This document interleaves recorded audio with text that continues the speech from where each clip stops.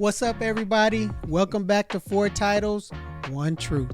I'm Lance. Hey, you know, it's your boy Tommie over here. Today, we're talking about something we hear all the time. Has the Army gone soft? That's a good question. Or is it one generation just getting older and crankier? What are you talking? That ain't me. I don't think You talking about us? I ain't cranky. Shoot. I was crankier on the job. I know. I'm happy now. But check this out. We can agree that every generation thinks the next one had it easier. Think about how fathers think about their sons, or your father thought about you. That's true. So That's true. we can agree, right? Mm-hmm. Okay. Yeah, we can. Take that. All right, but anyway, let's All right. get into it. What's one change you've seen in the Army that made you think this wasn't flown back in the day? Probably this is when I was coming. I don't know what it is, and I haven't been on post in a few to really look and see what soldiers are looking like. But the leniency in the length of the beards that folks and the styling of them, because I saw some folks in some uniforms that had some sharp ass Teddy Pendergrass. I was like, okay, that's what we doing now. So I mean, I don't think that. I know coming up, I mean, we were it was clean shaven all the time, unless you had a Mustache. a legitimate profile. Yeah, the only thing you could wear was a mustache. Yeah, and my mustache was back in the day was very sparse. Pencil thin. Yeah, it was light. It was very light. But it's been a lot of changes. I know you've probably seen a bunch of them. Yeah. Coming up through the ranks. My only counter to that one is especially during our time, because beards are authorized. Mm-hmm. Currently they may be going away, but anyway, that's a whole nother story. Mm-hmm. With us being black men and shaving all the time, Right. you do get those razor bumps. Right. I mean, And you can understand that. you have a legitimate shaving profile yeah. that's been documented and all of that stuff. But I know it's some jokers that were running around that had some. Flossing. Oh yeah, I can't because Yeah. I'm.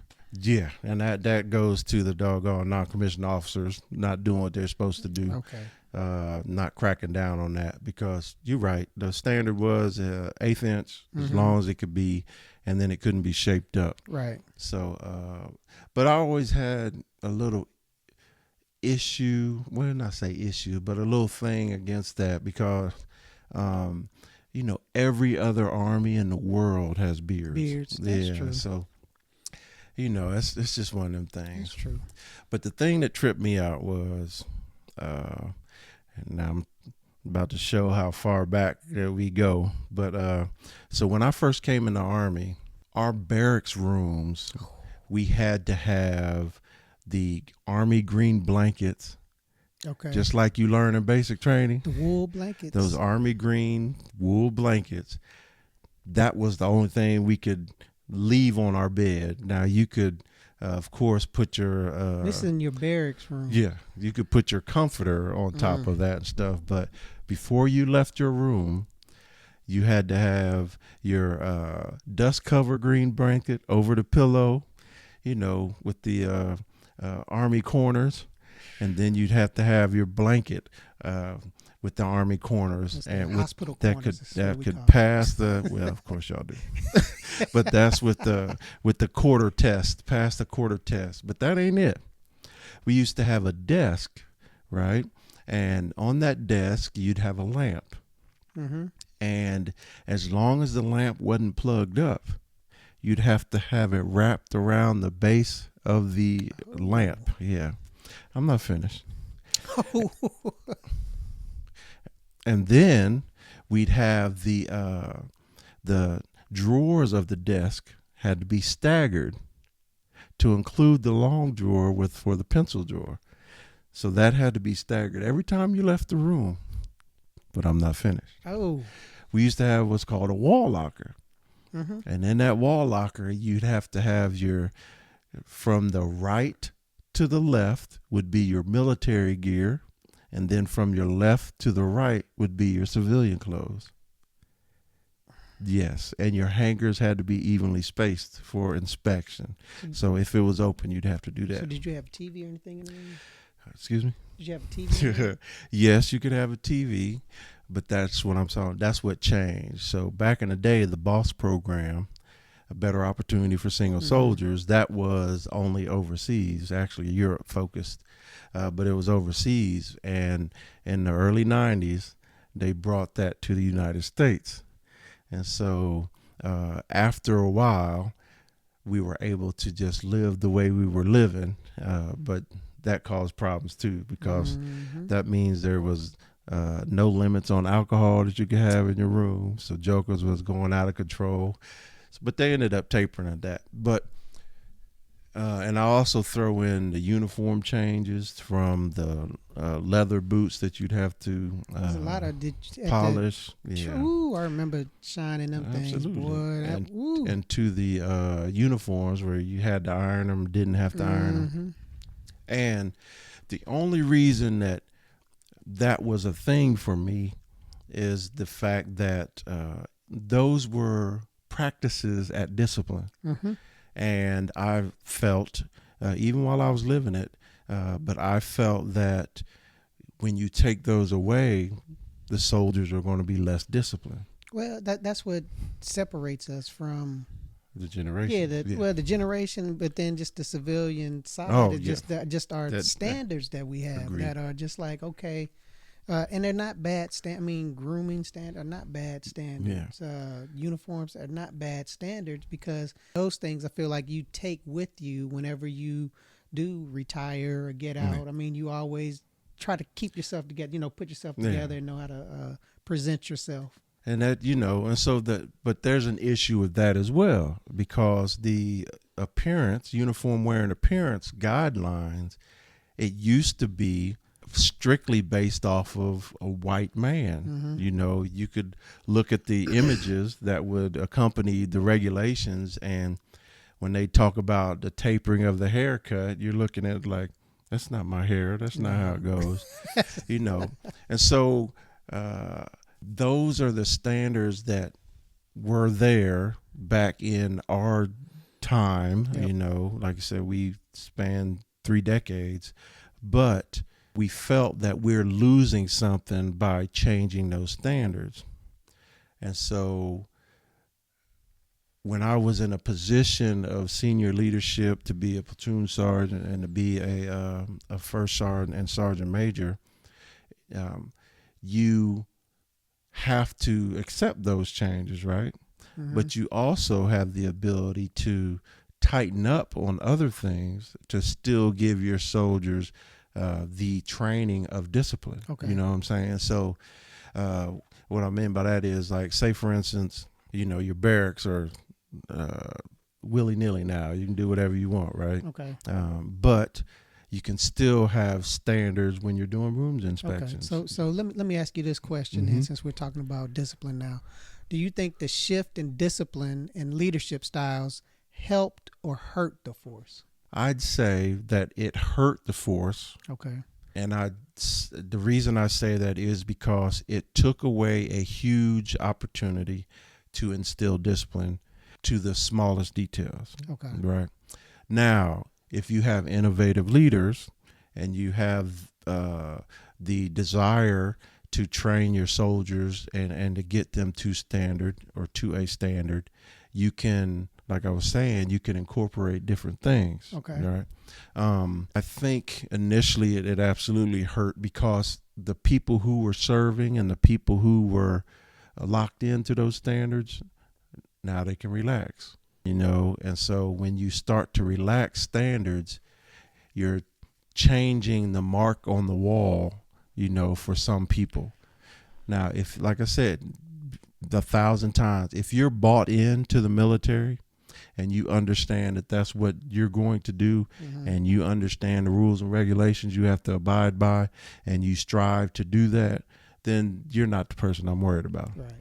But if you were that joker that when the standards were higher and you were still falling short, how are you going to be a better soldier if I take Right. those standards away? But I do agree also that the world has to evolve. Right. You know what I'm saying? So what about you? It. Go ahead. I mean, it's a. Speak your mind. I mean, it's a. You free, sir. It's a. Yes. It hurt because again, like I said, I feel like. What do we become? Yeah. I mean, what I mean, what do we? I mean, because it's like because because folks coming off of the. I'm gonna say coming off of the street, but folks that are newly coming in or seeing how we are. I mean, they're coming from that environment where they could do whatever. Do whatever they want, all willy nilly or whatever. And to know when you come into the military, you got to follow certain things that may be a little bit uncomfortable. You may not like, but everybody's doing it. Mm-hmm. It's for the good of everybody, and it separates us from the normal. So my counter to that would be, you come through basic training, you still have the same standards, except for the polished boots and the uniform. So I would say that if you take any civilian and put them in the military at any point ever in history, they would know that there's a difference. I'm talking about take away the battles and the wars, right? But if you took Lance Taylor, right, 18-year-old, Mm-hmm. and you took him from East St. Louis Mm-hmm. and dropped him in basic training at Fort Benning, Yep. that joker would know, hey, this is different. Oh, you I know? did. I did That's just in my point. ROTC. I mean, because of that, with the officers, we're not going through basic training. No, but what I'm talking So- about is now. Oh, If you took 18-year-old Lance Oh, and yeah. put him in the military, Oh, and yeah. so there's automatically, and I've talked about the mind games that drill sergeants play. The first day we're supposed to break you of thinking you're in the civilian world, Mhm. right? And so that would be my counter to that. okay. All right. But I'd also come back and say, do you as a parent, a civilian parent, Mm-hmm. do you want your kids to start in a military that's still acting like they're in the 60s or in the 50s? No. You Oh, see what I'm hell no. saying? Yeah, no. So that's that give and take. I'm No. a little devil's advocate there. Yeah. I mean, it's, yeah, no. I mean, we I mean, I feel like and I think that we do and we did whenever we were in. I mean, you evolve with the times and who's coming. I mean, and the generations that are coming up that are under you. Yes. Just because you have to in order to be able to motivate them and communicate with them. You can't stand on 40 years ago and then yes. Now you can try to teach them some of the good stuff that we brought, that we were brought up in, and that we're like, okay, this is something that is beneficial for everybody. And that's that innovative leader that figures out how to do that. Yeah. So, all right, now we're about to get deep. You ready? Okay. What role does generational trauma play in how we trained or mentored young soldiers? I would say a big part, just because of Huge. the generation that we grew up in. Generation X. You all see it on the internet and all. I mean, all of the stuff that that we went through. The 1965 through 1980 folks born. So we had some times where we were home alone. We were cooking our own meals. We were we would get on the bikes and be gone, all day. Because I remember riding my bike from my house, which was over off of 80 Geltz Drive, which is like 85th Street. So it was far, riding it over in St. Louis, downtown St. Louis, riding over the bridges, and just crazy. And I was like 10, 11, 12, and it'd be like a little group of us doing that.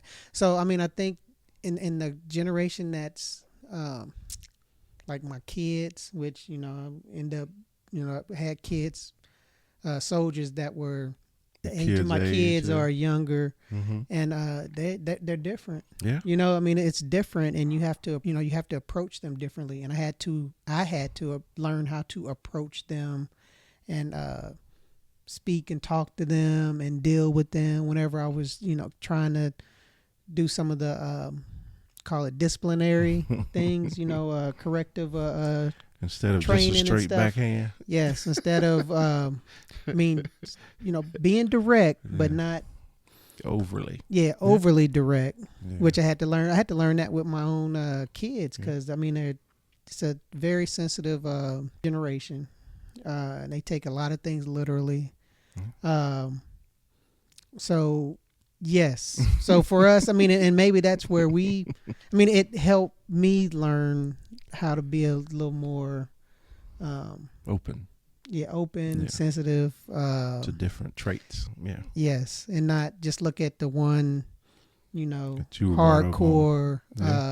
You can do it. Get up. Shut up. I don't want to hear that BS.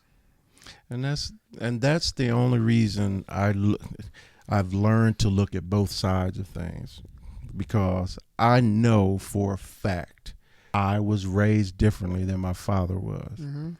And the biggest reason why, it was a different time then, and that's the same evolution that happens in the military, because society inside the military is the same as outside, with just more defined rules. Generational trauma, you got to think about this, right? The soldiers that were beat up and harassed and abused at a certain level in their time of service have become the sergeants majors and the generals, and some of them didn't appreciate that, so they're allowed the rules to change. I mean, I can remember early in my career, you had some of the guys that were in Vietnam and stuff that was scary. Yes. Yeah. It was, because I was my first duty station was at Fort Riley, and the Vietnam vets wore the big red one patch on that shoulder that was normally empty. And so when you see that, you're like, oh my gosh, they was in Vietnam. Because you got to remember, we came in the Cold War era. So seeing someone that actually was in combat, and then knowing the horror stories that accompany Vietnam, you look at them, because it was sergeant first classes and it was lieutenant colonels and colonels when we came in that had that Vietnam experience, and you're like in awe of them, because back then we didn't imagine fighting a war, because our biggest enemy was standing on the other side, and basically we mirrored each other's capabilities. So, but yeah, that was crazy. But the generational trauma is definitely something that had to change, because if you've ever watched that matter of fact, I'll take it back even further. If you've ever watched a Civil War era movie, just think about the medicine that was used. Say you got Nurse Taylor. Say you got shot with one of them ball bearings in your leg. Yep. What was the treatment? We're gonna give you a little whiskey. Yeah. We're gonna pour some of the whiskey on the wound. Then we're gonna get a saw and just saw that joker right on out. Because we can't say that. It's all blown up. Exactly. So we treat you with the same stuff that I'm gonna cut a tree down with, Exactly. what I'm gonna drink with to celebrate. So yes. Exactly. Yeah. So so if that didn't evolve, we'd all be walking around here limbless. Yes, you are absolutely correct. It's sad. So if the medicine can evolve, then that's the other side that I see. But I'll go back and say that even the trauma I dealt with in the military early on, because of the old standards, I knew that I couldn't put my hands on soldiers, and I knew that if I did put my hands on soldiers, the somebody was going to tell, whether it be the soldier or somebody else. So, because when I first came in and I was a brand new private, you could take people behind the shed, and that was a space to where nobody knew what happened except the two people. And sometimes the leaders came out on top. Sometimes the soldiers did. I mean, and especially now with the technology and everybody walking With the around with camera. a camera. I mean, they Video. taping everything. So So things, things have to change, and I think it's, for the better. There are some things I wish they would have kept. I still wish they would have kept the leather boots, and made that a garrison uniform, and then issued a field uniform, which had the suede boots for when they're out when they're out in a combat environment. I'm trying to stay away from military words, so they could have the freedom that you would have while you're in garrison or out in the woods playing army. But when you're in the garrison, which is your everyday job, I think that you should still have to tighten up a little bit. I mean, it is. I mean, it's appearance. I absolutely agree with you because you had jokers that we would have folks that had the boots that they wore whenever they were deployed, bloodied up, and I mean, just all jacked up, and they're wearing them to the garrison. Yeah, back to the garrison, in the PX in the hospital, just like, what are you doing to get that? No. So yes, absolutely. So so a little give and take, I think, could have made us a little better. So did you ever change your own leadership style as the Army evolved, or did you stick to what you knew? You had to change, because if you don't, you'll find yourself in a whole lot of trouble. I say you find yourself spiraling. Yeah. I mean, it's just. And I'll give an example. So when I first became an NCO, they had just stopped doing handwritten NCOERs, non-commissioned officer evaluation reports, just a few years earlier. I mean, to the point that it was still in the regulation that it was acceptable, because when I first came in, y'all, not everybody had access to a computer, and the computers were a whole lot different back in the 90s. They were big. Yeah. So, big and slow. So awards and non-commissioned officer evaluation reports and OERs, officer evaluation reports, they were okay to be handwritten. And the evolution went in war, they could be handwritten. But now even that's changed. So, so there have been changes in the military because the rules have actually changed. And then there's changes that you have to make when you are one-on-one with that soldier, because like, for instance, you can't, we call it smoking, right? So when somebody does something wrong and you get in trouble, corrective training used to be PT all the time. And you used to be able to put a soldier in a front leaning rest and walk away. And the front leaning rest is the position that you start a push-up in. And you used to be able to leave them out there for hours if you wanted to.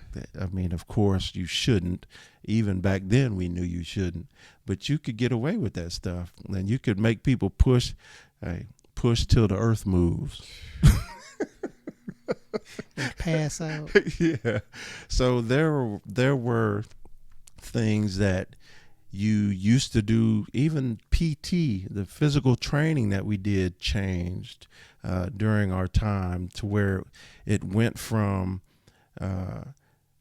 go out there and just try to force your people into fitness, to where, with the master fitness training course, which I was, but you had to come up with fitness plans for your units and fitness plans for your overweight people or your physical training failures.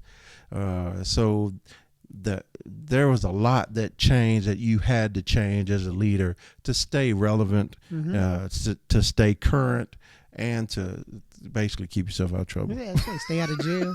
Yeah. Yeah. So, what about you? Yeah, I mean, it's the same thing. I mean, you have to change with the time. I mean, in order to be effective, you have to be able to change. I think even going from duty assignment to job to job, sometimes you have to tweak it. I'm not going to say change it all, because you're going to be the leader that you are, but sometimes you have to tweak it when you fall in, get to the because we talked about it before. You show up at daggone the 101st or the 82nd, thinking that you can just stay the way you are because you were a superhero at the other base. Yeah. Yes, superhero at Fort Irwin is not going to be the same as superhero at Bragg. Yeah. So you just, the evolution is the thing, but there are people you get stuck in your ways too, because when I first came in, PT was the way to become a superhero in the Army, right? And the better you were at PT, the more the world opened up to you. And so that's how I was raised. So if you didn't run a below 13-minute 2-mile run, and you didn't hit at least about 75 or higher push-ups and the same in the sit-ups, you weren't relevant, right? You weren't in the competition in my mind. And so when I became a leader, and when I started to earn rank all the way up to staff sergeant, it took me a minute to figure out that that's not how you should judge people. You know what I'm saying? That shouldn't be. So I used to take my squad out for running and like, hey, let's go. We'd call cadence till people got warm. Then I'd say, hey, follow me. And then you gone. And then you turn around, and the people who aren't with you, I'll string all the way back to the company. And then the people who aren't with you, in my mind, I'm like, they ain't ready. They ain't capable. No, you're not going to the promotion board. Or no, you don't get to go to that train or that school or class. And then I grew to realize that the Army standards are a little different than what I'm doing now. I'm basing their fitness off of my standard, which is exceeding the Army standard. And the Army standard is way down here. So why am I treating these people like they're failures when they're passing? And they were passing at good marks. It's not like they were doing the lowest you can get is 60, right? It's not like they were doing 60, 60, 60. Those are the points you can accumulate. They were getting like 80s, and I can't look at them. They're consistently getting 80s, but I'm looking at them as like failures. Hey, shit. You walking around on giraffe legs and shit, and you're like, dude, what are you doing? And I'd just say, shut up. Yeah. Keep up. Let's go. Be like, but that's that evolution that you have to take, because if you were that way now and you didn't have the mindset of crawl, walk, running your subordinates to a standard, you mess around and kill somebody. Yep. Because most humans aren't super physically fit, right, whether they're in the Army or not. It's an effort. And most people, well, you have to train. I mean, some stuff is what I was gonna say. People can like some groups of folks, it's a little easier, it's a little natural, but it's still, you have to maintain it. And improve. You have to push to yourself. Yeah, absolutely. And not everybody wants to do that. No.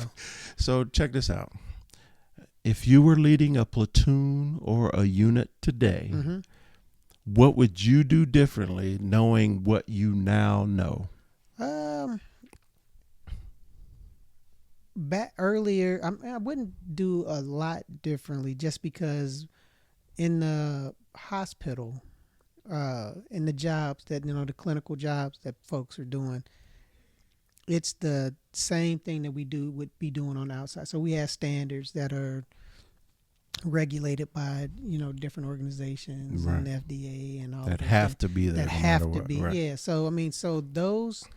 But they've also gotten more strict. Yeah. So Yeah. and a lot of the things we would go, and I know that they still go above and beyond what the Civil War what the regular. requirements were. Yeah. We're not just making people bite on a stick and doing the thing. They're actually getting real anesthesia and stuff like that. Yeah. So a lot of the things, like on the clinical job part, it wouldn't change anything on that matter. But when you start talking about the military side of it, try to be a little more flexible early on, because that's something I had to learn. If I would have known that coming in and have a better outlook, be more open, more open and accepting to understand things. More, I shouldn't say accepting, but more open and